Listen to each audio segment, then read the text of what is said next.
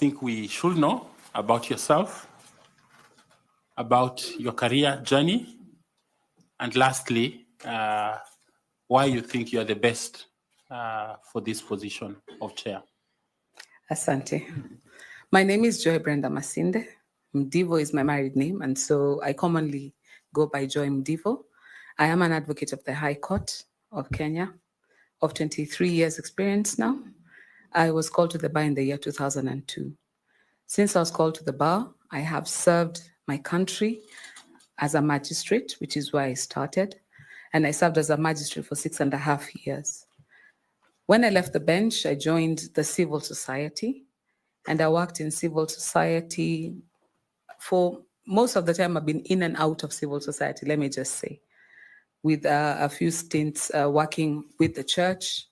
So I worked with the Kenya Church in the 2005 referendum, as well as in the referendum of 2010.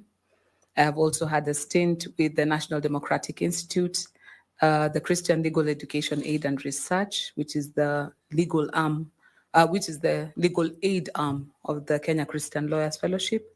And I was the founding director of the East Africa Center for Law and Justice.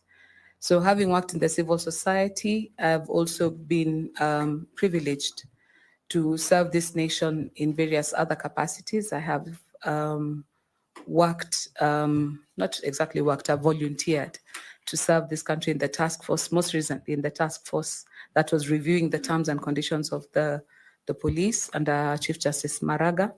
And so I have well-rounded experience as an advocate on the bench, as part of civil society, and as a volunteer in the society. So briefly, in a nutshell, that would be me. And how has this prepared you for the role that you are asking for today? Asante. So as a magistrate, I had occasion to hear election disputes. After elections were done, of course, eventually the disputes would end up in court. And I had opportunity to hear election disputes in the 2002, after the 2002 election, and after the 2007 election. So I sat as a court. I have also been active politically, so I have participated in several electoral disputes as an advocate. So on the opposite side of the bench, representing people who had issues in the electoral process. I have been an active participant in the electoral process, having been an election observer in every single election since 2002, except the 2007 one, because that time I was already on the bench. So every other election in 2002, 2013, 2017, 2022, I've been an IEBC accredited observer.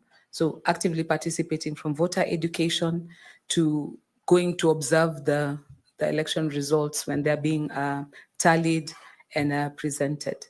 As part of the church as well, I have been involved in the 2 referenda. As you know, the church had very particular concerns about the proposed constitution in 2005 and as well as in 2010. I worked with the churches in voter education across the nation. So an active participant in the process up to and including after the election, after the referendum was promulgated, forming an NGO to continue with giving people civic education on their rights, on what is contained in the Constitution, and actively campaigning for policy change and legislative change that the church felt was important at the time. So like most recently, we even participated in the March for Life, because things like, for example, Article 24 are still a concern with the church. So as a participant, as a contributor, as an educator, I have been active in the political process as well. I have volunteered for several candidates to serve in their campaigns, from 𝐁𝐫𝐞𝐧𝐝𝐚 in Restore and Build Kenya, volunteered in the TNA party, in the Jubilee party, in the UDA party. So I'm one of those people who takes my civic responsibilities as enshrined in Article 38 very seriously. And I think the experience that I've gotten on the bench, off the bench, and as part of civil society makes me a very well-rounded individual who is able to grasp what is necessary to handle the responsibility of the chairperson of the IEBC. The role of chair of IEBC is about implementing the provisions of the Constitution, the right to vote, and all other rights enshrined around universal suffrage. You're on the other side in the referendum, opposing the Constitution, as you said, you worked for the church. I'm wondering whether this is an impediment for you in this regard. Thank you, Mr. Chairman. As any responsible citizen, you make your voice heard, but once a decision has been taken, then you abide by the decision. Once the Constitution was promulgated, I'm an advocate of the High Court. I swore to uphold the Constitution. And so once it was promulgated, we had had our say. We did not have our way, but that became our law. And so once it becomes our law, even as an officer of the court, I am bound to uphold the Constitution. And like I said, we're still actively participating in trying to change that which we felt was a concern and was not addressed. Because remember, even at the mantra, the issue was pitisha tutarekebisha baadaye. So I'm still actively pursuing that with the churches, saying, you know what, the right to life, we want abortion banned and all those other things. And that is something as an active citizen, you keep alive to. So the entire document is not a wash to me, it is alive to me. And I have the sworn duty to uphold it as an advocate of the High Court. I'll ask Linda to ask you some questions. Thank you, Chairman. Ms. Mdivo, I appreciate your wealth of experience as a legal practitioner, both on the bench and in the bar, and of course in the civil rights groups, and with a good background of Christianity, which is one of the fundamental things that Kenyans look at, even as we are looking forward to getting a chairperson of this commission. Now, besides your wealth of experience as a legal practitioner, and the exposure that you've had in your career journey, what is that 1, 2, or 3 experiences, and in addition to experiences, skills and disciplines that you have attained throughout the years that will help you as a chairperson of this commission to execute your mandate as a chair? Thank you so much for that question. I currently serve as the board chair of the Kenya Power Company. And one of the things that I learned about myself is that you can teach an old dog new tricks, because that took me out of my legal space into the energy space. And within the last 2 years, I think I've learned a lot more engineering than I was taught in my years in school in physics. And so the ability to learn, to adapt, is something that the different scenarios that I have found myself in have made me alive and agile too. One of the things that I think makes me suitable for this job is the humility to accept what you do not know and to learn from those who know better than you. And one thing that I understand is that the IEBC has a very competent secretariat that has been carrying on their duties. So just like I did when I entered into Kenya Power, you lean into the wisdom in the room and you learn how to navigate in the new space that you're entering to.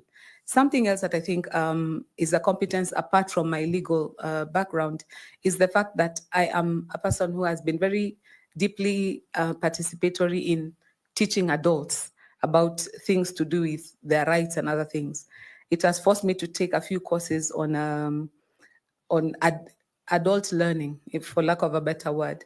And now that's something that you do not learn in court, how to communicate with people at their level, not using too much legalese or using too many complex words, but breaking down aspects to a level where people can understand. I think I'm also a very amiable person with excellent interpersonal skills. I work well as a team member and as a team leader. The spaces I have had to be able to lead people, I think, find testament that I am a good leader in terms of pulling people together and rallying them towards a cause. But I'm equally a good team player. So when you have to lean into the wisdom in the room, you have to participate with other people. That is a skill that I have had to learn because, you know, lawyers, you're taught to always win everything, win every argument, and, you know, make your point heard across. but I've had to learn how to collaborate and to grow. I have had occasion to serve on several boards, and that has also exposed me to other sectors. So I have served in the Betting Control and Licensing Board. That was a whole new kettle of fish as well, learning all these different things that make people tick that you thought maybe were vices or other things. And I just learned to appreciate a different point of view. So I think in addition to being an advocate, I've had occasion to serve and to work with other Kenyans, and I've been exposed to other things that have opened up competencies in me that have made me realize that there's no monopoly of learning. You keep learning, and with the right application, you keep mastering what you learn. Thank you. What is that one experience that you've had to endure during your career journey, and that which put a lot of pressure on you, that which had your leadership skills, management skills tested, and you came out successful? Please share with this panel. That would take me back to the bench. There was the radical surgery that happened in the judiciary. And at the time the radical surgery was happening, I was on maternity leave. So I was posted in Mombasa at the time, which was the hotbed of politics of magistrates at the time. And so out of the magistrates we had, everybody was sent home as a result. And only the chief magistrate, the deputy head of station survived, one other advocate, one other magistrate was on leave, and then myself. So in a station that used to have about 12 magistrates, were left only 4. And I found myself having to work 4 courts in a day. So I'll do the civil bench, I'll do the criminal bench, I'll do the municipal court, and I will do the children's court. And I still had an infant at home. I was supposed to be on flexi hours, but there was no time for flexing hours. Now, this was not all housed in the same place. So the civil and the criminal court was in the same house, but municipal, I had to cross over to the county government, and the children's court had to cross over to Tononoka. Did not have a car. I was one of those people who lived within my means, so I was using tuk-tuks and public transport. That was a time when I felt the pressure of work. But by the time I was leaving Tononoka law courts, I think I hold the record as the only magistrate who cleared all her matters in court. I used to wait for people to file cases. I was that fast and efficient. You know, you get to a place where you learn how to be efficient. So interlocutory applications and things like that, there was no time for that. You come, we hear your matter, we finish. Judgments were delivered within minutes. I tell counsel, give me 20 minutes. I've written their judgments. And I got to a place where I had finished all my children's court matters. I used to wait for people to file matters, and then I'm told, you can come now, we have a few cases. So I think that's a time when I was stretched to the limit and I had to sort of elevate my game. And I'm glad I was successful, because even by the time I was resigning from judiciary, every single file that I handled had final orders. There's nobody I left in abeyance. I finished everything on my desk. So what inspired the resignation? You seem like you were enjoying your job. I was. Several things. First and foremost, I told you that time, gross salary was 60,000. It was not much at the time. It's not much even now. And the thing with me is that I'm a strong believer. I got to a place where the money wasn't making sense. Now, the easy way out would have been to find more creative means of augmenting my earnings. I wasn't going to do that. I am more interested in seeing heaven than I am in living comfortably on earth. And so when push came to shove, that was a fairly easy decision to make. But the other decision that pushed me over the edge was that I had been transferred to Murang'a, and it was in 2008 when there was post-election violence. Now, with a surname like Masinde, Murang'a was not exactly a place where a mother with 2 young babies wanted to be. So there was this furore. One day, I think something happened, and there was a Mungiki shut down the town, and I was locked in for 7 days. When I was done with that experience, I was like, look, even what I'm earning, surely let my LLB speak for me. That's when I gave it up, because I realized I wasn't making enough. And at that time, it was endangering my life and my children's lives. And I decided, well, let's go try and see what's out there. So seeing the post-election violence that you underwent, as a chairperson, what are you willing to do differently that will impact on the lives of the future and the future of most Kenyans in the future elections? One of the things that causes post-election violence is the fact that people feel robbed. they feel wronged. They feel like they participated in a process and they're not satisfied with the outcome. And when you have that dissatisfaction, it comes to a boil. Of course, there are other factors that had nothing to do with the election, but the primary reason why people are dissatisfied with the elections is just because they simply cannot understand what went on. One of the things that I'm hoping to be able to do is have transparency for the process, end to end. Let every observer understand exactly what is going on. Simplify the process. So, for example, the last election was, by standards, incrementally, it was one of the best that we have run so far. Having been an observer for several years, I can say this authoritatively. The last election was actually very well run. There's only one place where we floundered. Now, the KIMS kits that we have got several capabilities. One of the capabilities it has is to transmit results. For some reason, we chose not to use that aspect and decided to have people come to Nairobi to verify the hard copies before we could transmit the result. Now, that process took so long that in that 5-6 days, it gave room for theories and other things to come forward. And what that does, it festers. So by the time things are coming to a boil, even if there's no spark, the spark appears. So keeping the process transparent, clear, honest, so that when people observe, they're satisfied with whatever results they get. Thank you, Joy. Thank you, Chair. Asante. Joy, you are chair, and you are in Anniversary Towers. Now, this time is not Mungiki, but Kenyans besiege the place because of whatever decision that the commission has made, and you are in there for 3 days. Will you resign? It depends. It depends. If I have worked in some hanky-panky that is obvious for people to see, then the honorable thing to do would actually be to resign. But there is a level to which where courage, push comes to shove, and now courage has to step up for you. So if I am doing what is needful to be done, if I'm doing what is needful as per my oath, because once I become chairman, I'm sure one of the things that will happen, I will take oath before I get into Anniversary Towers. So the terms of my oath, did I abide with that oath faithfully? If I did, and I know what is good for the country, I will stand my ground, because I'm one of those people who believes that God takes care of me.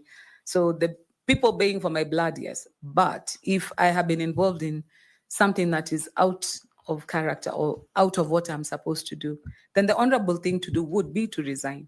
And if that is a decision that I need to make for God and country, that is what I would do. Thank you. Carol, do you like to go? Please. Sure. Thank you, Chairman. Good evening once more, Joy. And let's talk about your impeding work at the IEBC. In the past days, months, you can say that maybe June 2023, 24. So this country went through a very difficult political terrain, which was caused by our youth, Gen Zs, right? So one of the things that they were actually looking into is to exercise their constitutional right at Article 104 to recall their political representatives from Parliament. How does the Constitution empower such a group of people who are aggrieved one way or another by the performance of their representative in Parliament to exercise their right to recall him or her? Thank you for that question. One of the things that I found curious with the uprising last year was that people's grievances were genuine. When you listen to them, they actually were genuine concerns. Problem was how they were addressed would not arrive at the destination that they wanted. So for example, what you've put down in Article 104, when you want to recall your MP, the parameters are very clear. What you need to do, go and collect signatures from at least 1,000 voters in that particular constituency, set out a petition stating what is your grievance with your MP. So Joy, just to help me, I would like us to speak about some of these provisions in the law, in the Constitution, that perhaps the group, the young people of this country could have used. How does the Constitution empower them to exercise that right? Like step by step, if you don't mind. Okay, so if you want to recall your MP, you first of all, you go to the constituency where you want to recall the MP and you gather the voters there. You have that discussion and you decide, you know what, our MP needs to go back. You need, first and foremost, they need to have finished, I think, at least the first, I think it's the first 2 years, if I'm not wrong, but I could be corrected. Once you have convinced your fellow voters, then you collect the signatures to say, you know what, we want to recall so-and-so MP, and this is the reason why. So you set out a small petition where you list down the reasons why you want to recall your MP. Once you have done this, then you present the same to the Speaker of the National Assembly so that it is tabled.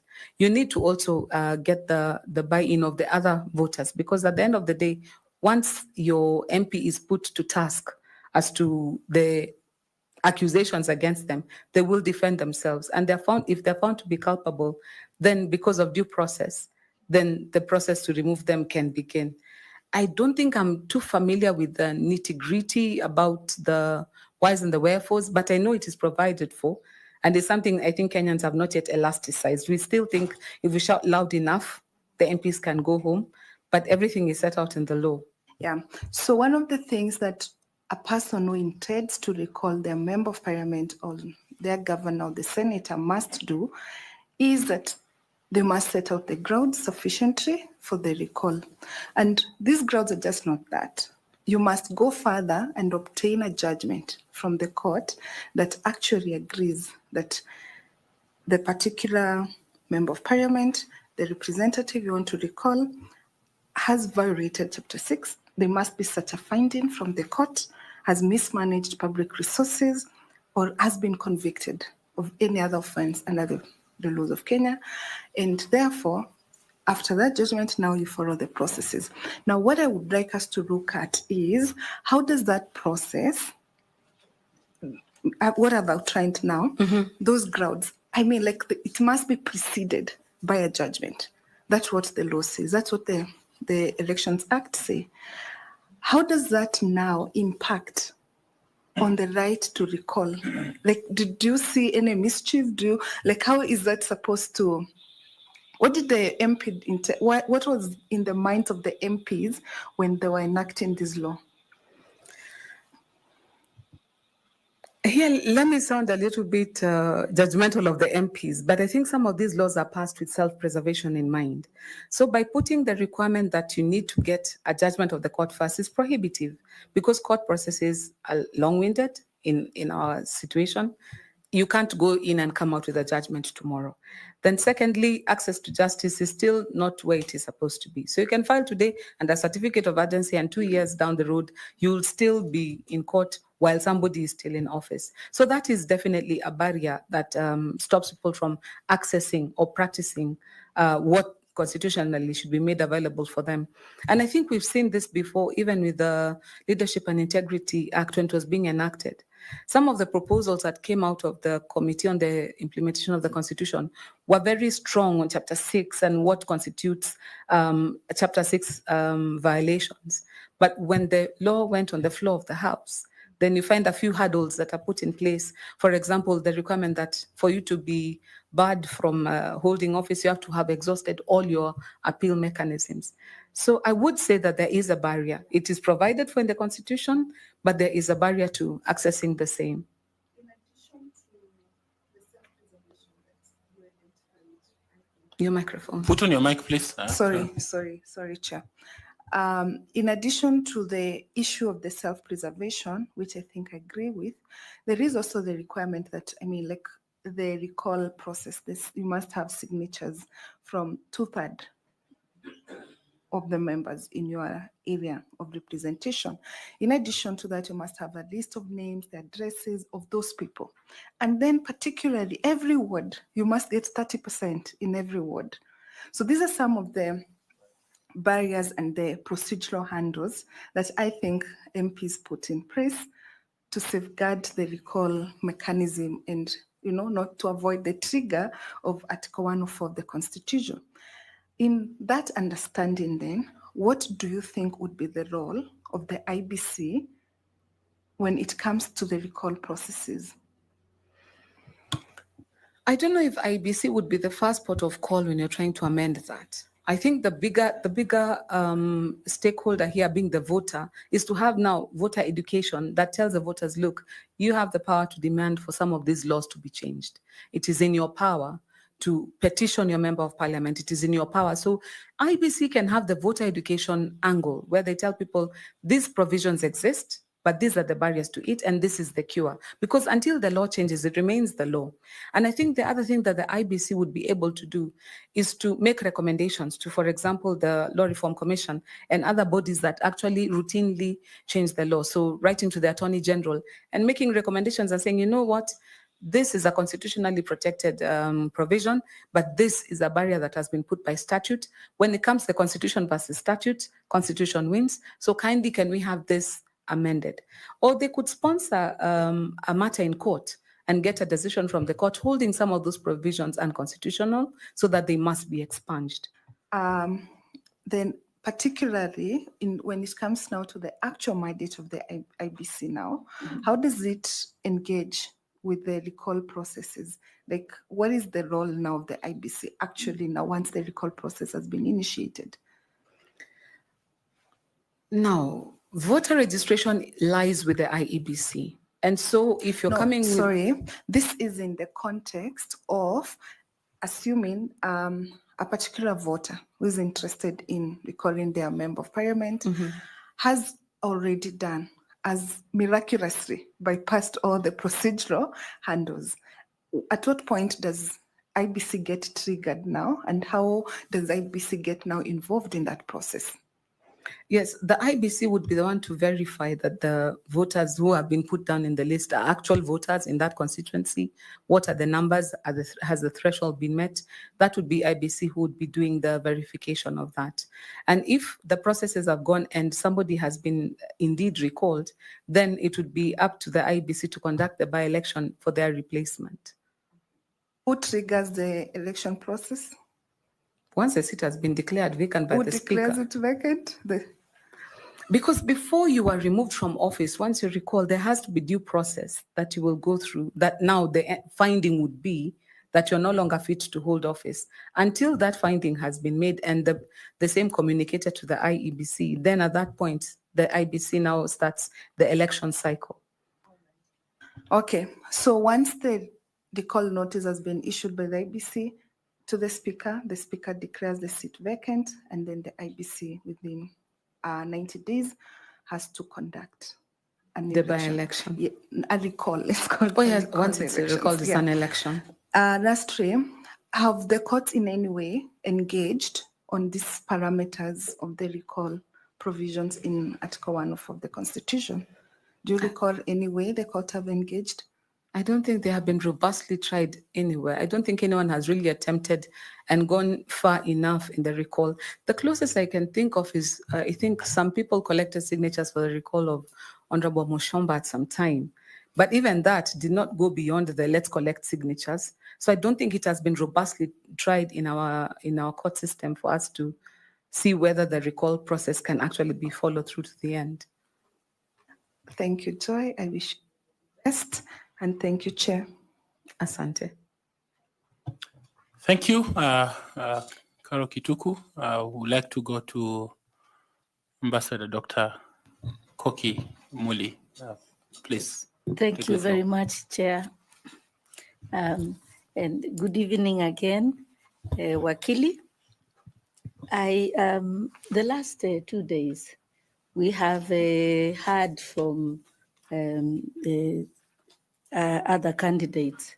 They spoke a lot about trust deficit against the IEBC being a serious impediment to credible or acceptance of results after elections, and also challenges, leading to challenges because of trust deficit.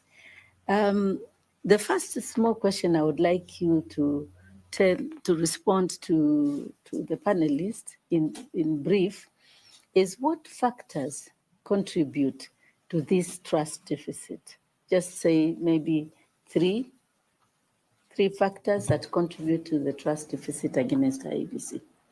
First, there's the perceived lack of transparency I say perceived because sometimes maybe you've given as much transparency as you can and it's still deemed to be insufficient. I think another contributing factor is the deemed interference by the political players in the election process. And so that also creates a trust deficit. Then I think we have also, it's a cultural issue where if you lose an election or if you're on the side that is dissatisfied, then the first allegation is the first response is not to concede, but is to allege that there was malpractice. So that sort of sets people up to expect that there's something that has gone wrong, even though they can't put their finger on it. Those would be the three that I think I would point out. Cultural issue?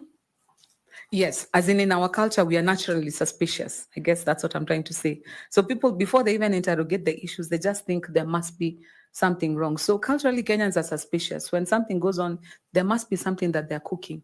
So even when there's nothing that is being cooked, our culture is basically, the first default position is not to say, I have lost an election, I concede to my opponent, is to say it was stolen. And now that sets people up to not trust the process, to always think it has been tampered with.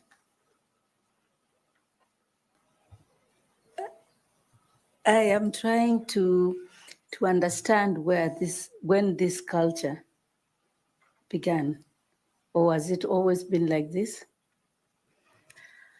Not really. If I recall, the only time we had, let me talk about presidential elections. The only time we had a presidential election where the runner-up conceded readily was when Uhuru Kenyatta conceded to Honorable Kibaki. And that time, I remember it was something that was quite out of the ordinary, because prior to that, it was always Moi would win, but would all say, you know what, he has manipulated the system, they have stuffed the boxes. So it's like already Kenyans imagine that with political players being part of the electoral process, there must be something going on. Now, with subsequent elections, once the election has been declared, the next thing you see is a press statement, it was stolen. We saw this and that, this is an issue. So the suspicion has gotten Kenyans to a place where when an electoral process is concluded, it's almost like the default position is look for anything that has gone wrong. It's not that, oh, the process is over and yeah, here are the results. The culture is like, we must challenge. There must be something wrong. We must fight. Thank you very much. I was beginning to worry because we have had elections since 1963. I wanted also to follow up a little bit on that and say you are successful and you get this position of chair of the Electoral Commission. And this matter is not something that is going to go away very soon, this trust deficit. I would like you to share with us, as a matter of priority, what are the kinds of strategies that you would put in place to address this trust deficit, either reduce it or end it completely, and create confidence and trust in the IEBC? Thank you so much. I think one of the things that we would have to definitely leverage on is the use of technology. Like I said, the last elections, when we're using our 𝐁𝐫𝐞𝐧𝐝𝐚 kit, one of the benefits or one of the capabilities that it had was to transmit election results. However, we chose to transmit the image of the paper, but we did not choose to transmit the results themselves. Now, in my mind, if the results were transmitted in tandem, so on the portal, you not only see the image, but the tabulation of the results is being done in real time, the adding up, that would have created transparency. So I take a leaf, for example, from an election I saw in Ghana, where the election results were declared within 12 hours. Because if the tabulation is being done on a running course, once polls close at 5 and the counting has gone on, if you transmit the image and the results and then the verification, by the manual verification follows later, then you remove the period of uncertainty and for the build-up. So the first thing is to leverage on technology. Second thing is to have a culture of transparency and efficiency. When people come to a polling station, they can't find their names in the BVR kits, the polling station is opening late. Those things build an inefficiency, and that builds the suspicion that maybe there is something wrong, maybe I'm being disenfranchised. So a culture of efficiency. Excellence is a language. So if you have an organization that runs like clockwork, things start when they're supposed to start. When you put in your biometrics, they're found. When you vote, it is seamless. At the end of the day, it is easier for people to accept election results. So I think those are some of the things that I can see as low-hanging fruits. Improve efficiency, leverage on technology, be as transparent and as clear as possible with the results, such that they are not a secret that is being withheld, but is something that all Kenyans can see building up, and hopefully get to a place where even the casual observer can know the result at the same time as the IEBC is knowing the result because of the level of transparency. Thank you very much. Indeed, excellence is a language. How do you practically, what measures, step by step, would you put in place to improve efficiency and transparency? I think where it starts with your human capital. Make sure that the people you're working with are well-trained, they're well-equipped. So from the time the election cycle starts, let's look at our laws. Are there places where there's elasticity that can be battened down? Secondly, let's look at our technology. Now I'm talking as if I'm in the IEBC. Let's look at our technology. Is it the latest technology we have? Is it the best that we can afford? Once that is in place, the people who I have, are they trained to use this technology and efficiency to the best of their ability? Then 𝐁𝐫𝐞𝐧𝐝𝐚 case told us the polling station is where the election result is finalized. So I need to have seamless communication between the polling station and the tallying center. So when I send my officers, is there enough technological support? The thing we saw last time of places without network. Now, can we change and start using Starlink, for example, that is satellite-based, is not dependent on phone coverage, so that everything is done seamless and in real time? Back here as well, what is the role of other stakeholders? What's the role of media in participating in the process? The political party observers, the other election observers, how much transparency do they have? So that everybody is coming with you from the point where people open the polls to the time when the ballots are being counted, to when they're being tallied, to when they're being announced. So if we uphold that process, the process of end-to-end transparency, then you leave very little room for guesswork or for mischief, as it were.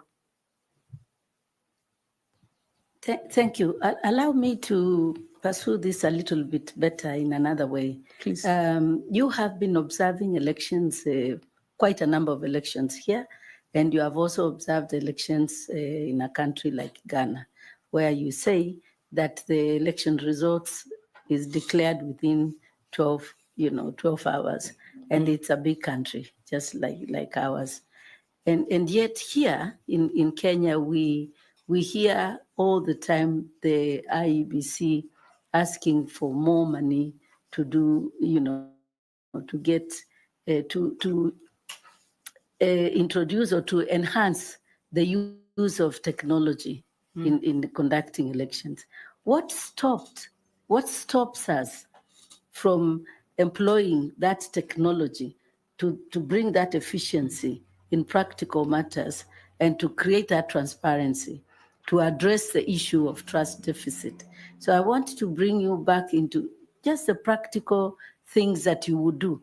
Imagine that on 1st of June, or I mean 1st of sometimes next month or the month after, you become the chair of the Electoral Commission. I think so far the problem with technology has been, again, that culture of suspicion. Vifaranga via computer, imagining that there are logarithms that are going to mess up with the result. Now, in this day and age, things have come a long way. So, for example, artificial intelligence is something that can be adopted to ensure the veracity of some of these processes. So it's not based on some server in France. It's something that it can be verified in real time. Another thing I think that where we can leverage on technology, like I said, the technology we have has the ability to transmit results in real time. Last time we did not do the transmission in real time because, again, the trust deficit meant we wanted to wait, let the returning officer come to Nairobi, let the IEBC verify what he has, let the political party agents sit around the table and each verify before it is announced. Now, that time, it took us almost the entire 7 days to do that process. And I think we've learned from that, because by the time the results were being declared, it was the tension had built up too much. So this time, put in the transmission as well. When you've put in the image, also key in the results, let the tabulation start. At the moment you have keyed it in, even as you travel to Nairobi with your hard copies for them to be verified. I think another thing that we can leverage on, and especially to the question you brought about cost, is to come to a place where we are more pragmatic about what we do. So currently our ballot paper has got over 7, I think, security features. It has more features than our money. And it's absolutely ridiculous for paper that is single use to have that many security features simply because of a trust deficit. I think time has come as Kenyans for us to decide, you know what, some of these things we can do in-house, leverage on the technology we have available here and now, to have ballot papers that are verifiable. And like I said, if the transmission is done in real time, there's no time to stuff ballot boxes, because once you close the polls, you count, you transmit. There's no time for hanky-panky in between. So that would be how I think we would be able to use technology and surmount this trust deficit and bring down the cost. Because if we produce the ballot papers here locally, it will save us a whole lot of money. Thank you. Just one tiny question Sure. to follow up. I'm trying to see how we can deal with this trust deficit. How would you convince people, especially politicians, to accept to have the ballot paper printed in Kenya with maybe one security feature? It depends on what that security feature is. If it's something that's not easily replicable, and you know, we've come to a place where even how we have structured our polling stations, only certain number of people vote in a particular polling station. I mean, the last time the children are doing KCSE exams, we saw they employed technology to have the candidate's picture on the answer sheet and even their name and index number printed on. You know, it can get to a place where we are printing personalized ballot papers. So even if we are counting, it is the ballot paper for Joy in that polling station that she has cast. And if she has not cast it, it should remain in the. So it's a matter of being creative about it. And when push comes to shove, is putting our foot down and saying, you know what, this is what we're going to do. Because like I said before, the seeming over-involvement of political actors in the electoral process is a major reason why people have a trust deficit, because these are the people playing in this field. They're the direct beneficiaries of this process, and yet they have almost the biggest say in what goes on in the process. So there'll come a time when the push will come to shove, a foot will have to be put down, public participation, members of the public can also lend their voice to the process, and the politicians will have to listen to the voice of people, which is said to be the voice of God. Okay, just one last one, Chair. If we printed a ballot paper that is personalized to Joy, wouldn't that interfere with the principle of a secret ballot? Just think about it. Thank you, Chair. And perhaps just to pick up there, I think the people of Kenya may not be the problem you want to convince. How will you convince politicians first? Because they're the ones whose votes get lost or whatever it is. Or get stolen. Yes, you need to get there. How would you convince politicians first? One of the things we saw during the last general election is that there were a lot fewer cases that were filed challenging some of the other races, apart from the presidential one.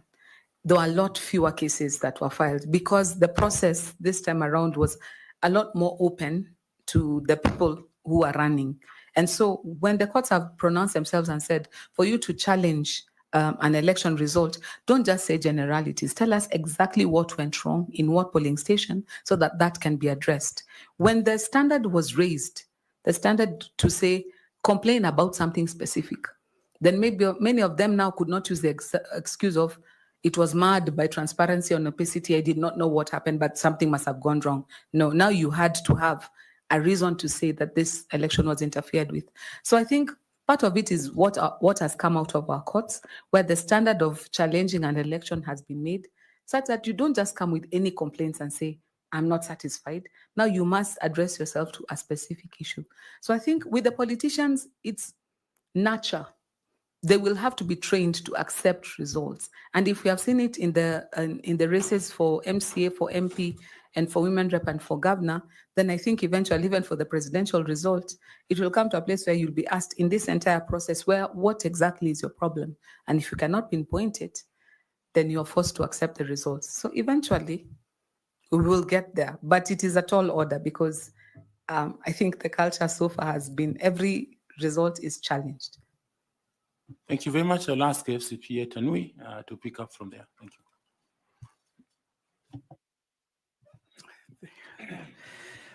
Brenda, I admire your thinking in terms of how we can change our electoral process and the ideas that our ambassador here is asking you whether they are workable or not. But I like the idea that you are very open. And I want to take that with the elections, like even in the US. Actually, in the US, people watch TV and they will know who is the president by simply sitting and watching the television. So I would wish that one day we wouldn't have to struggle and spend 2,000 shillings per ballot paper in our country and be able to sit behind our TV screens and within 12 hours or after the election or even by 10 p.m. We close the election at 6. So by 10 p.m. before we go to sleep, we already know who is or who are our election winners. So thank you for those ideas that you're coming up with. Now I want you to share your experience in Ghana in terms of the leadership. How is the structure of Ghana Electoral Commission in terms of the role of the chair of that Electoral Commission? Any experience that you got while you were there? No, I did not go to Ghana. I compared and contrasted what went on in Ghana, and I don't think I can be very authoritative to state how they go through their election cycles. So that one is a pass for me. Okay. Now, coming home, you've told us you've been, you are the current chair of KPLC, yeah? Yes, I am. And BCLB, you are a board member. I am a former board member. A former board member. Yes. So those are part-time responsibilities, isn't it? Even Yes. KPLC. Yeah, even KPLC. Now, here at IEBC, you will be the chairperson on a full-time basis. Yes. Now, KPLC is a publicly listed company. Yes, it is. It is also a state corporation by the fact that government wants 50.1%. Yes, it is.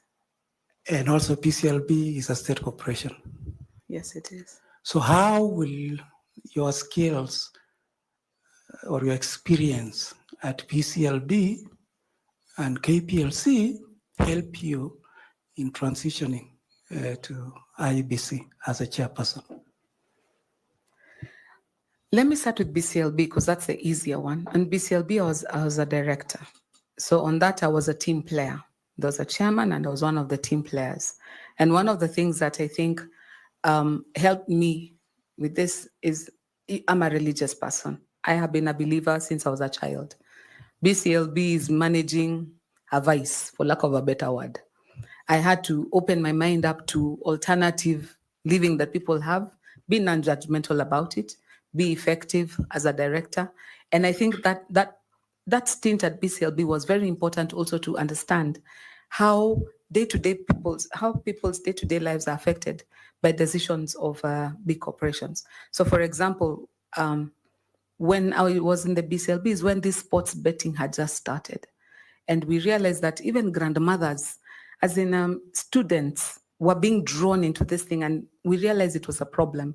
We tried to bring in regulations to curb this, but eventually we got to a place where, you move on and the next council comes in and some of those things, the follow through is not as thorough. So that opened me up to how decisions made at this table affect day-to-day. It's stories of children who have eaten school fees, a mother who children send her money in the village and she bets it all until she starts selling condo in the estate to try and do that. Now, coming to Kenya Power, one of the things that I learned at Kenya Power is that when you're chairman, you sit on that chair, yes, and you think you're almighty, but you actually are first among equals. And that is a lesson that I have had to learn daily. So when I went in as chair, that was my first stint at chairing such a big organization. I had to learn, like I said, the humility of leaning on the wisdom in the room. I was not an engineer, and this is an engineering firm. It is very male dominated because engineers mostly happen to be men. And I had to come to a place where I admit this is where my capabilities stop and this is where learning starts. Now, that last 2.5 years that I have been at the helm of Kenya Power has taught me the benefit of continuous learning. But not only that, I found Kenya Power at a time when the staff morale was very low. The quotient of productivity was actually, it was wanting. The organization itself, the Auditor General had indicated that it was functionally insolvent. If it wasn't a public utility company, it would have been advisable to wind it up. And that is where, when I joined Kenya Power, that's where I found it. Now, the last 2 years have been about rebuilding the confidence of the members of staff, bringing camaraderie back into it, trying to bring up a culture of efficiency. We are not where we want to be, but of late we have started seeing it paying dividends. People are working harder than they've ever worked before. We were able to convince Parliament to lift moratoriums on hiring. People had been resigning, they had been retiring, they had been dying with no replacement. The staff was stretched to the limit. Now, we're showing them that we have good governance now. We can be trusted to hire more. We started by hiring an MD, a process that they had tried to outsource to other, technical experts, and they had failed. My board went ahead and did it. And we have ourselves an MD who has been able to turn around the company. So that has given me the confidence to know that, you know what, even if a task is difficult, with right leadership and just resetting the tone from the top, you're able to achieve a lot in terms of a change and a turnaround. If you walk into Kenya Power right now, you'll find staff that are motivated to work. You'll find people who are putting their best foot forward. And as we have declared in our last results and in our half-year results, we are back in profitability.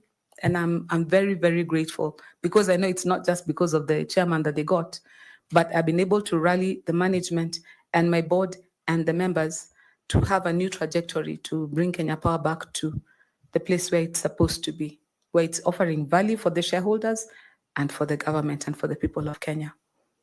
Now, one unique feature about the commission is that you will not be attending board meetings on a quarterly basis, like the way you're doing at KPLC. You will be a full-time employee with 6 other commissioners, all full-time. At the same time, you have secretary to the commission, who is the chief executive officer, with a professional team of technical officers at the commission. So looking at KPLC, where you're part-time, you come for board meetings, you make decisions, you leave. Here you'll be there full-time. Other 6 commissioners, you're also full-time. Their CEO full-time, technical officers full-time. So how will you handle that scenario? Let me start from the known to the unknown. So the known is what you have described. That's the position we have at the commission right now. And being full-time means then you are behaving like an executive chairman rather than an non-executive chairman that I am now. That means, therefore, the buck stops with you.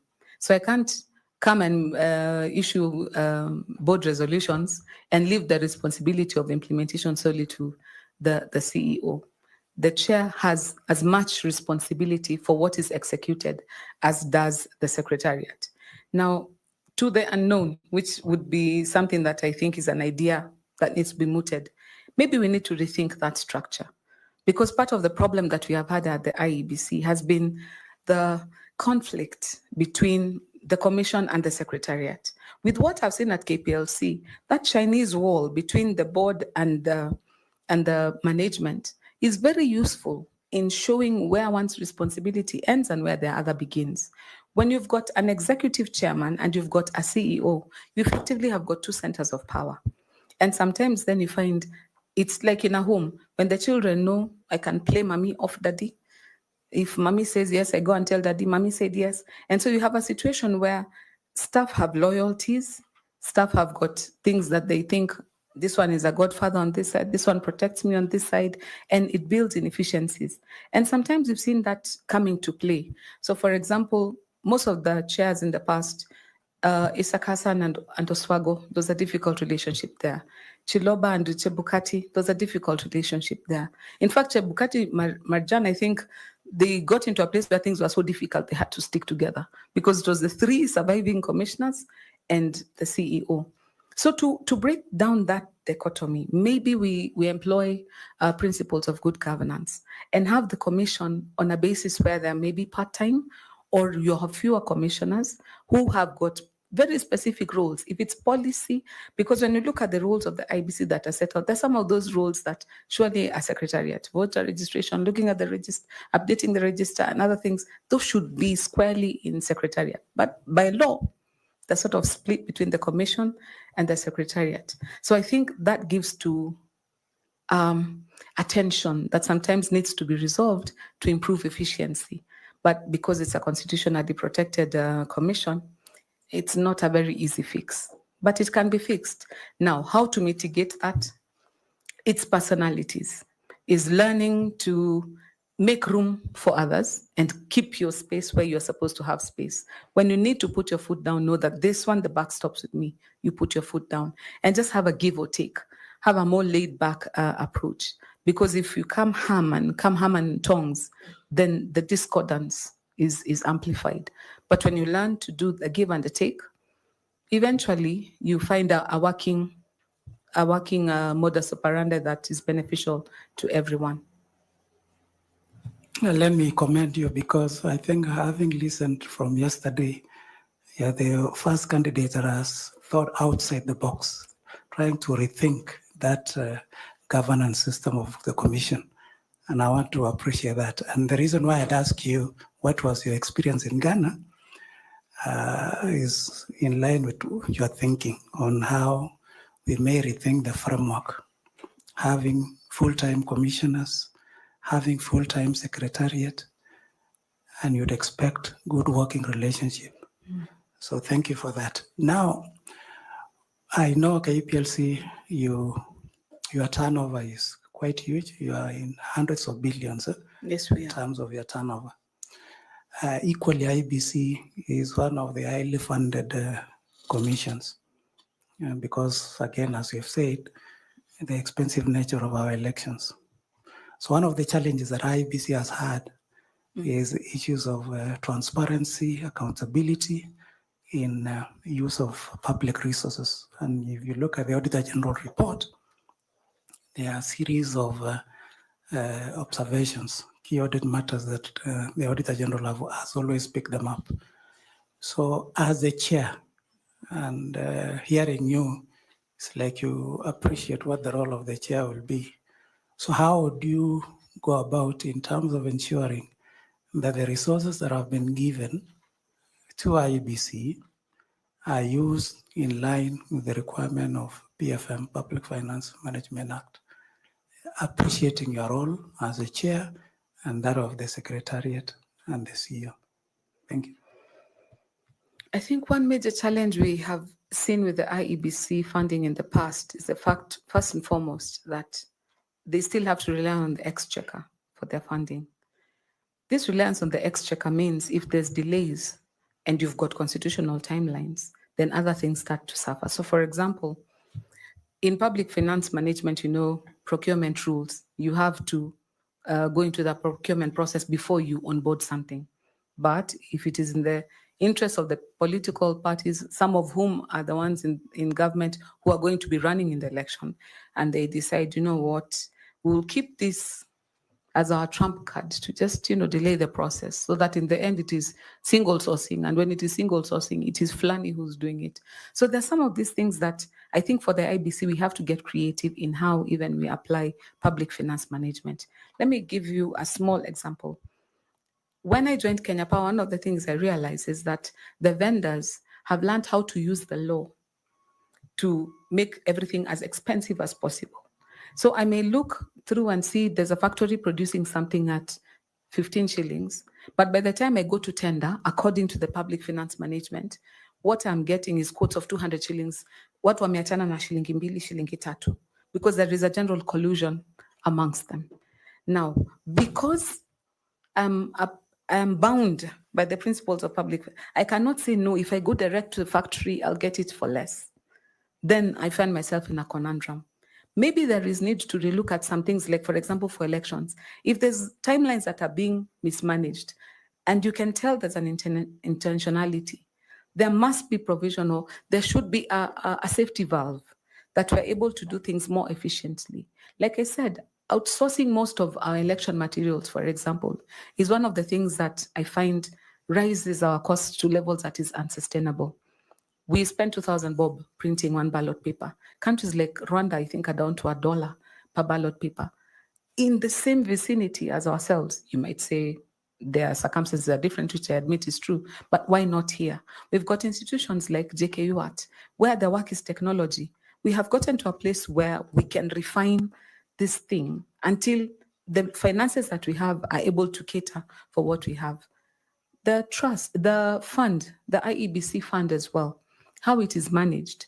When everything is run too late, everything is a rush job, then there is opportunity for pilferage. But if everything is done timeously and in order, and there's no delays, and there is proper accountability, then you find you are able to seal the leakages. So I think one major problem we've had is that people have learned how to use the law to benefit private enterprise. And when you look at an institution like IBC as a channel for procurement, then it becomes an issue. But in my mind as well, being so, like the other day we saw IBC defending the budget, and you hear a figure like 61 billion, you start salivating and starting to see what can we do with this. Maybe if the same was made so manageable that the figures are not so astronomical, you'd find a situation where the incidences of we need more money are less. But that said, the other players in the election process also have to play game. First and foremost, like we said, the politicians, they have to come to a place where their demands are less. Because why do we have all these ballot papers with all the safety features? It's because they demanded, no, this can be done like this, can be done like this. Who does like this? It is them who do like this. They also have to come to a place where they elevate their integrity and say, you know what, we will not be party to printing extra ballot papers. We will not be party to participating in this. Maybe we need to relook at our laws, election offenses laws. Is there time to make them more stringent, such that if you're caught in such malpractices, therefore, the hammer comes down so hard that it's simply not worth it. If you want to remain in the game, then you think twice about it. I think in Kenya, we've made it too easy, or we've made it beneficial for people to benefit from public funds to a level where it becomes inefficient to run things, not just in the IBC, but this is across the board. I wish you well and all the best. Thank you, Chair. Thank you, CPA. I want to ask Bwana Misati Evans to engage you a bit more. Thanks so much, Brenda. I chose to call you Brenda. Now, I'm also one of the people who have noticed that you're thinking outside the box, and I'm happy. Now, I want to ask you a question in your own thinking. Last year in October, as Tanui has mentioned, I had an opportunity to do the US election observation. I was with Border here.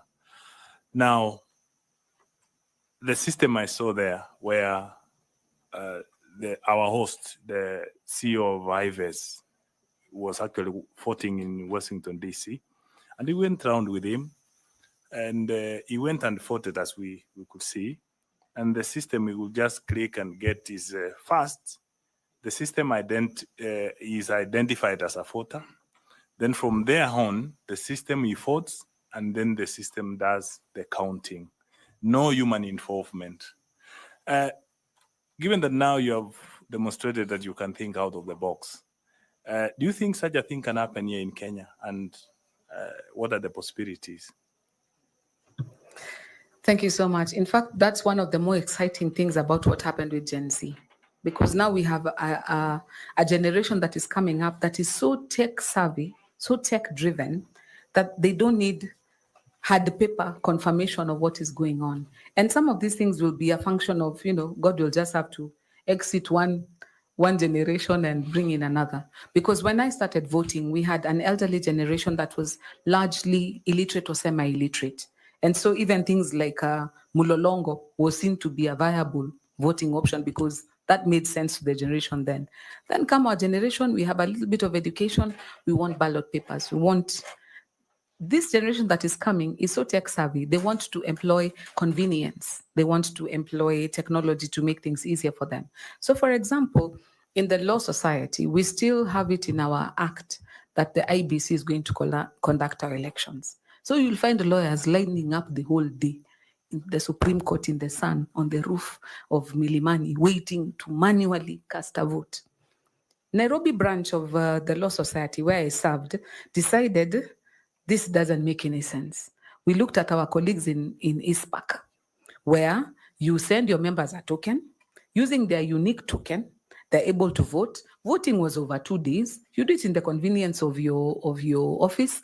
And once voting closed, within 2 minutes, all the results are tabulated, real time. Can we get there? Yes, we can. The technology exists. The generation where we are coming into actually accepts that as a legitimate way of doing things. So I think where we are headed, even just the function of, as people are growing older, we'll find ourselves that becomes a reality. And like I said, if something is real time like that, there's no time to stuff ballot boxes. There's no time to change the results along the way. By the time it is done, everybody from the media houses to the casual observers know the results. Thanks so much for that, because somebody will ask to add on that. What you're saying is that we have had institutions like Safaricom, which has a system of M-Pesa, which has never had a problem. The banks, your ATM has never given you wrong money at any given time. So it's a matter of thinking that how much does it cost really? And it's now a matter of, if given an opportunity, who are the key stakeholders you think you might have to involve to ensure that we walk that journey, to ensure that we have those electoral reforms to change that system? And do you think it's possible to do that? First and foremost, I think it starts with the general public. We have to come to a place where there is the clamor for this change. So the last election showed that people are ripe for something that works. The next port of call, of course, is to change our laws. So we have to engage the members of parliament. The laws have to be changed. What has to be changed constitutionally must be changed constitutionally, which is what NADCO was attempting to say, you know what, this doesn't work anymore. Of course, they're looking at the political aspect of the computation. But with us, if you're looking at electoral reforms, you can say, look, voting cannot just be by this or by that. It can also be electronic. It can also be virtual. The other thing that we need to also employ is to invest in technology. Once you have the technology in place, like you said, you can deploy it as many times as you need to. You don't have to do it afresh. Once you have technology, it's just buying the licenses, keeping them up to date, and you move them forward. I'm in a company that's very tech savvy. And I look at some of the things, for example, like you said, when you buy your token and you get and you key it in, you get what you have bought. The technology exists. So it's talking to the members of the public, getting their buy-in, talking to the members of the parliament, changing the laws, then now implementing bodies ourselves, the judicial, ourselves here being IBC, the implementing bodies like the political parties, the laws have to change there as well.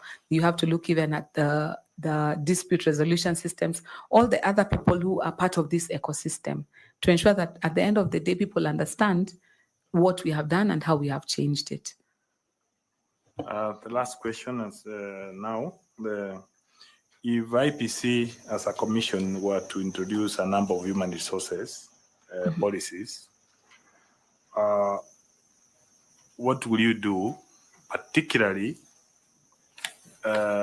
looking at the breach of confidentiality by staff? You know, the Public Officer Ethics Act, the Data Protection Act, the Penal Code, and the oath any public officer takes when they join the office. I think we have been a bit reluctant in implementing some of these things to the full extent. In this day and age, if I send an email from my house that is damaging or that is breaching confidentiality, the technology exists to pinpoint the exact location and the exact computer that released that information. I think sometimes we do not bother to employ something to the full extent. We live in a world where people want to have breaking news. They want to be the first one telling you about things. And you find even confidential documents, it's a photo, it's a send. But you never find out what was the source of the breach. It becomes breaking news. We have it on reliable information. So maybe some consequences need to start following so that people understand that when you are taking an oath, when these laws are all in place, when the data protection law is in place, these things are not there for maridadi. They are there because there's something they're meant to do. So I think implementing the law in a manner that demonstrates consequences. I would encourage, even if you're a private individual who's offended or affected by this, take it to court. Let's test the veracity of this law. You have breached my data, you have exposed me in this manner, and I've suffered this loss.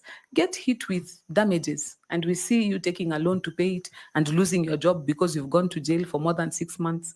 I think the part that has been the missing link is the consequences. So people have been doing this and getting away with it. Maybe that needs to change, that people understand that when you're in a place of responsibility, there is also the place of accountability. Thanks so much. I'm satisfied with that answer, and I wish you well as we move. Thank you, sir. Thank you very much, Mr. Misati. Allow me to ask Nicodemus Bore to also come to your, Fatuma Saman, please, kindly. I thought you were baptizing me, a friend. Hi, Joy. Hello. I want to join the chairman in congratulating you for taking the courage to apply. Asante. Because at times as women we complain, but we don't have the courage and the confidence to do so. So thank you. As you may already know, remote areas and far to reach areas, and also violent prone areas in our country are usually disenfranchised when it comes to the electoral processes, from the voter education, the actual voting, even the civic education doesn't get to reach. So if you get an opportunity to become the IEBC chair, how would you mitigate this? How would you transform this and ensure that all Kenyans fully participate in the electoral process? Maybe I can take a leaf from where we've come from, talking about technology, because you'll find in Kenya right now, the proliferation of telephones is very widespread. People have a telephone, whether it is a smartphone or it is a feature phone, but people have a phone. This thing called USSD, where you can use a short code to access something, can be designed that it is uniquely identifiable by, for example, your ID card as the identifier, your ID number. Now, in Kenya, again, because of the trust deficit, you want to see the physical person appearing at the polling station. But there's some of these areas that are so far-flung that becomes sometimes practically impossible. Then we have to use technology. Like I said, now we have Starlink. So where before we had to depend on a place with network coverage, we can upgrade our game and use satellite to communicate to people in far-flung areas. Use of then the resources. So for example, we see politicians when they're on the campaign trail or they are doing their work, they use helicopters like taxis. Why do we not also employ the same to ensure that places that need to be reached and are cut off? For example, after the recent floods we had, there's some areas of this country that were cut off. Employing enough resources to ensure that what needs to get to the people has gotten to the people. Now, in terms of voter education, we have to be more deliberate about how it's done. Collaborating, for example, with Angao. Every chief has barazas. And I remember there's a time in the IBC, there was an organization called 𝐁𝐫𝐞𝐧𝐝𝐚 that used to do voter education. Now, you don't have to reinvent the wheel. Use churches, use mosques, places where people naturally gather to pass information that needs to be done. Use technology as well. We know when it comes to public broadcasting, radio is king. We spend a lot of money on TV and on others, but we know more people listen to radio and on the undo this as they're riding, when they're at work, it's the one thing almost everybody listens to. Leverage that to use to pass on important information. There are things that we used to see when we were youngsters that I realized were very effective. Vioja Mahakamani and other such skits where it was using humor but passing on an important message. So it's a matter of just being deliberate about including all Kenyans. There are other people who are marginalized, for example, by disability. It's just being intentional about how we are involving them in the participatory process. So for example, in voter registration, when you're gathering your data, if somebody, for example, is visually impaired, that can tell us in Mogomwene ward, in the polling station in Uhuru Gardens, there's 2 people who are visually impaired. Surely, as we are printing ballot papers, to print 2 ballot papers that are Braille can become part of best practice. So I think it's a matter of being more conscious about involving everybody and being creative with our solutions rather than saying this is how it's supposed to be done and throwing our hands up. It might cost us more sometime, but that is the purpose of coming together. Like in Kenya Power, if everybody paid top dollar for their power, there are people in places where it costs us more to get the power to them than we are getting money from them. But there's cross-subsidization.